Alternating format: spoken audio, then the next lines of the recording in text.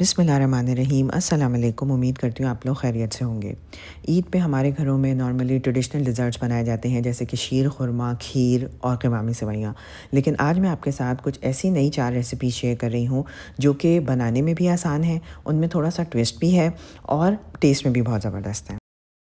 तो जो सबसे पहली रेसिपी मैं आज आपके साथ शेयर कर रही हूँ वो है रबड़ी शाही टुकड़ों की। ये नॉर्मल शाही टुकड़ों पे एक हल्का सा ट्विस्ट है। इसके लिए मैंने सबसे पहले रबड़ी प्रिपेयर की, जिसके लिए मैंने एक पैन में दूध ले लिया, उसमें मैंने चीनी, पिसे हुए इलायची के दाने और सैफ़रॉन ऐड कर दिया। इन सारे इंग्रेडिएंट्स को दूध में अच्छी तरह मिक्स कर दें।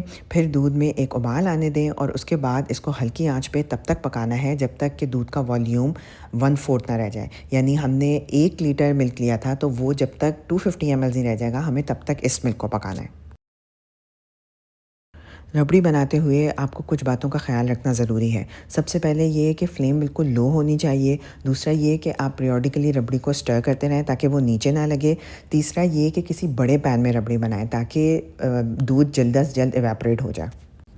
रबड़ी बनाते हुए मुस्तकिल पैन की साइडों को स्क्रैप करते रहें और उसे दूध में शामिल करते रहें, क्योंकि इसी से रबड़ी का असल टेक्सचर डेवलप होता है। 10 से 15 मिनट हल्की आंच पे पकाने के बाद दूध का कलर सैफ़रॉन की वजह से थोड़ा येलो होना शुरू हो जाएगा और दूध थोड़ा-थोड़ा गाढ़ा होना शुरू हो जाएगा। आधे घंटे के अंदर-अंदर दूध अपनी ओरिजिनल क्वांटिटी से 1/4 रह जाएगा, अच्छा खासा गाढ़ा हो जाएगा और उसमें बबल्स आने शुरू हो जाएंगे। बस इस मौके पे फ्लेम को ऑफ कर दें और इसे रूम टेम्परेचर पे आने दें। जितनी देर रबड़ी रूम टेम्परेचर पे आए उतनी देर मैंने कुछ ब्रेड स्लाइसेस ले लिए और उन्हें कटर की मदद से गोल काट लिया। आप चाहें तो जैसे ट्रेडिशनली शाही टुकड़े बनते हैं वैसे ब्रेड को ट्रायंगल्स में काट लें और जो ब्रेड बच जाए उसको ज़ाया नहीं करना है, बल्कि उसके ब्रेड क्रम्स बना लें। अब हमें इस ब्रेड को फ्राई करना है, जिसके लिए मैंने एक फ्राइंग पैन में ऑयल लिया और उसमें मैंने ब्रेड को दोनों तरफ से गोल्डन ब्राउन होने तक फ्राई कर लिया। फ्राई करते हुए इस बात का ख्याल रखें कि फ़्लेम लो होनी चाहिए और मुस्तकिल ब्रेड को फ्लिप करते रहें ताकि दोनों तरफ से इक्वली ब्राउन हो जाए।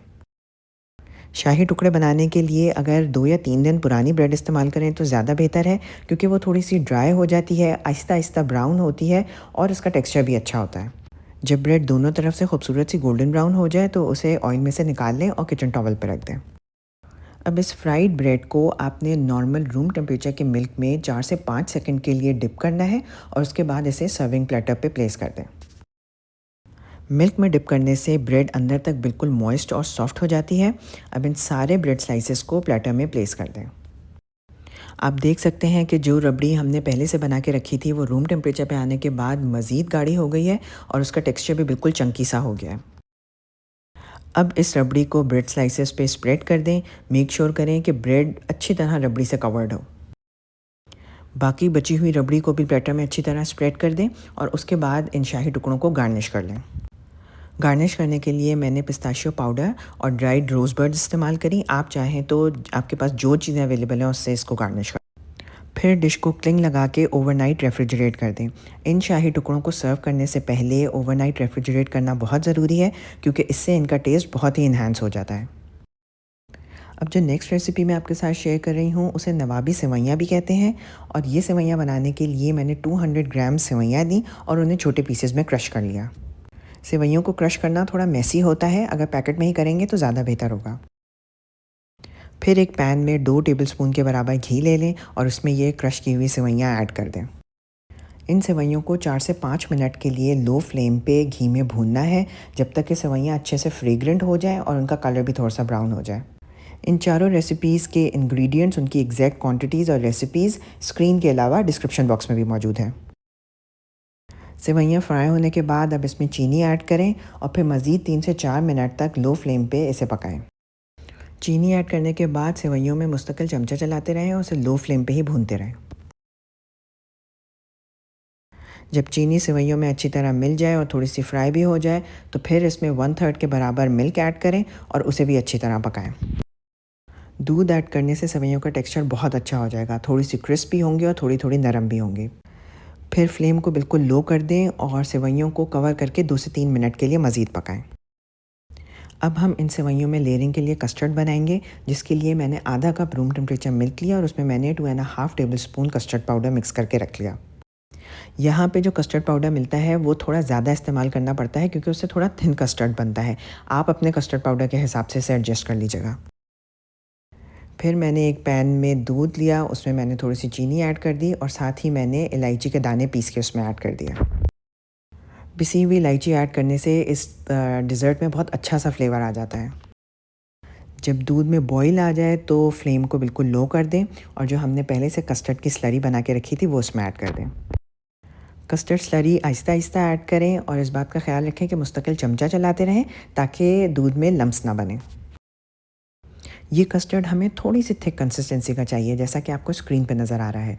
जब ये कंसिस्टेंसी आ जाए तो फ्लेम को ऑफ़ कर दें और कस्टर्ड को थोड़ा सा रूम टेम्परेचर पे आने का इंतज़ार करें। जब तक कस्टर्ड थोड़ा सा रूम टेम्परेचर पे आए तब तक हम इस डेज़र्ट को असेंबल करना शुरू करेंगे। जो हमने सेवइयाँ बना के रखी थी उसकी हाफ़ क्वांटिटी हम एक डिश में पहले नीचे लेयर कर देंगे। टेबलस्पून के बैक से सेवइयों को थोड़ा सा प्रेस करें और इस लेयर को स्मूथ कर दें। फिर इन सेवइयों की लेयर के ऊपर जो हमने कस्टर्ड प्रिपेयर किया था वो पोर कर दें और उसे अच्छी तरह स्प्रेड कर दें। कस्टर्ड की लेयर के ऊपर एक बार फिर सेवइयों की लेयर आएगी तो वो जो बाकी बची हुई सेवइयाँ हैं उसे आप हाथ की मदद से कस्टर्ड के ऊपर अच्छी तरह स्प्रेड कर दें। सेवइयाँ स्प्रेड करते हुए इस बात का ख्याल रखें कि सारे गैप्स फिल कर दें ताकि ऊपर की लेयर भी बिल्कुल स्मूथ हो जाए। फिर इस डिज़र्ट को जैसे दिल चाहे आप गार्निश कर लें। मैंने इस डिज़र्ट को गार्निश करने के लिए कोकोनट पाउडर इस्तेमाल किया और साथ ही स्लाइस पिस्ताशियोज़ भी इस्तेमाल किए। अगर आज आप पहली बार मेरी वीडियो देख रहे हैं तो मेरे चैनल को सब्सक्राइब कर लें, इस वीडियो को थम्स अप देके लाइक कर लें और इसे अपने फ्रेंड्स और फैमिली के साथ शेयर कर लें। इस डिज़र्ट को भी सर्व करने से पहले थोड़ा ठंडा कर लें। क्रिस्पी क्रंची सेवइयों के बीच में स्मूथ कस्टर्ड बहुत ही मज़े का लगता है, आप एक बार ज़रूर ट्राई करें। अब जो थर्ड रेसिपी मैं आपके साथ शेयर कर रही हूँ वो एक बहुत ही मशहूर अरेबियन डिज़र्ट है जिसको लयाली लुबनान कहते हैं, विच मीन्स लेबनीज़ नाइट्स। ये एक बहुत ही इजी और सिंपल सा डिज़र्ट है जो कि बहुत मज़े का बनता है। इस डिज़र्ट को बनाने के लिए एक पैन में दूध ले लें, उसमें चीनी शामिल कर दें और साथ ही उसमें बारीक सूजी भी शामिल कर दें। सब इंग्रेडिएंट्स को अच्छी तरह मिक्स करें और मीडियम लो फ्लेम पे पकाएं। जिस डिश में डिज़र्ट को सर्व करना है उसे घी या बटर से ग्रीस कर लें। इस डिज़र्ट को पकाने के लिए मीडियम लो फ्लेम इस्तेमाल करनी है और इसे मुस्तकिल स्टर करते रहना है। जब मिल्क की कंसिस्टेंसी थोड़ी थिक होनी शुरू हो जाए तो फिर इसमें तकरीबन हाफ़ टेबल स्पून के बराबर बटर ऐड करें और उसे भी अच्छी तरह मिक्स कर लें। जब डिज़र्ट की कंसिस्टेंसी ऐसी हो जाए कि वो पोरेबल हो लेकिन थोड़ा सा थिक हो, जैसा कि आपको स्क्रीन पे नज़र आ रहा है, तो फिर फ्लेम को ऑफ़ कर दें। इस डिज़र्ट की फ्लेवरिंग के लिए मैं ऑरेंज ब्लॉसम वाटर इस्तेमाल कर रही हूँ। आप चाहें तो रोज़ वाटर, केवड़ा वाटर या वनीला एसेंस भी इस्तेमाल कर सकते हैं। ऑरेंज ब्लॉसम वाटर का हाफ़ टी स्पून ऐड करना है और हमेशा फ्लेवरिंग ऐड करते हुए इस बात का ख्याल रखें कि फ़्लेम ऑफ़ हो। अब फ्लेवरिंग को डिज़र्ट में अच्छी तरह मिक्स कर लें और फिर इसे गरम गरम ही सर्विंग डिश में निकाल दें। डिज़र्ट को अच्छी तरह स्पैचुला से स्प्रेड कर लें ताकि वो बिल्कुल स्मूथ हो जाए। फिर इसे थोड़ी देर के लिए रूम टेम्परेचर पे आने दें, उसके बाद क्लिंग लगा के फ्रिज में 2 घंटे के लिए रख दें। डिज़र्ट को फाइनलाइज़ करने के लिए उसका कम्प्लीटली ठंडा होना बहुत ज़रूरी है। जब तक डिज़र्ट ठंडा हो रहा है मैंने इसका एक सिरप प्रिपेयर किया जिसके लिए मैंने एक पैन में चीनी ली और पानी लिया। साथ ही इसमें थोड़ा सा लेमन जूस ऐड कर दें जिससे इसका टेस्ट भी इन्हांस हो जाएगा और शुगर क्रिस्टलाइज भी नहीं होगी। लो फ्लेम पे इसे तब तक कुक करना है जब तक यह थोड़ा सा थिक हो जाए और इसकी कंसिस्टेंसी सिरपी हो जाए। फिर फ्लेम को ऑफ़ कर दें और सिरप को मज़ीद फ्लेवरफुल बनाने के लिए इसमें half tea spoon orange blossom water add कर दें। रूम टेम्परेचर पे आने के बाद सिरप मज़ीद थिक होगा। फिर इसे किसी छोटे कंटेनर में निकाल लें ताकि डिज़र्ट पे ईज़िली पोर किया जा सके।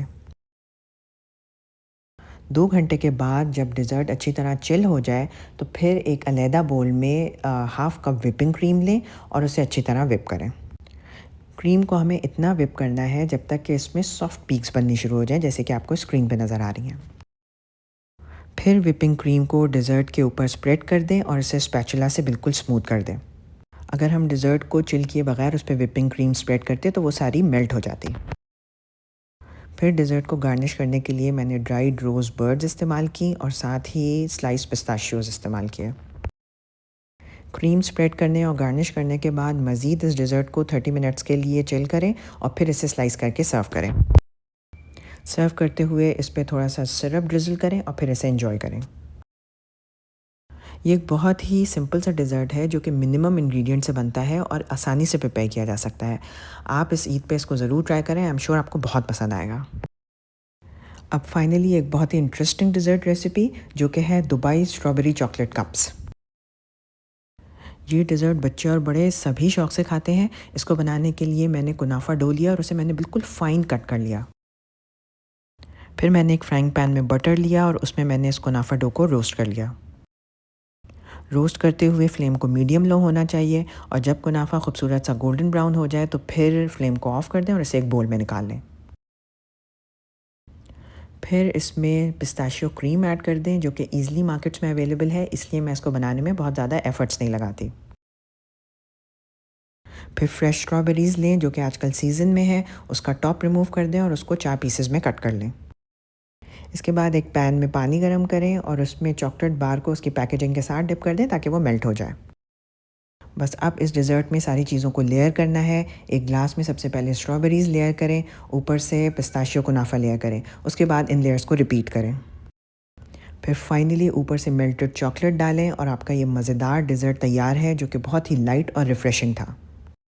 मुझे उम्मीद है कि मेरी आज की वीडियो से आपको अपने ईद के डिज़र्ट्स के लिए ज़रूर इंस्पिरेशन मिलेगी। अगर आप मेरी कोई रेसिपी ट्राई करें तो मुझे कमेंट्स में लिख के ज़रूर बताएं। अपना बहुत ज़्यादा ख़्याल रखें, मुझे अपनी दुआ में याद रखें। अल्लाह हाफ़िज़।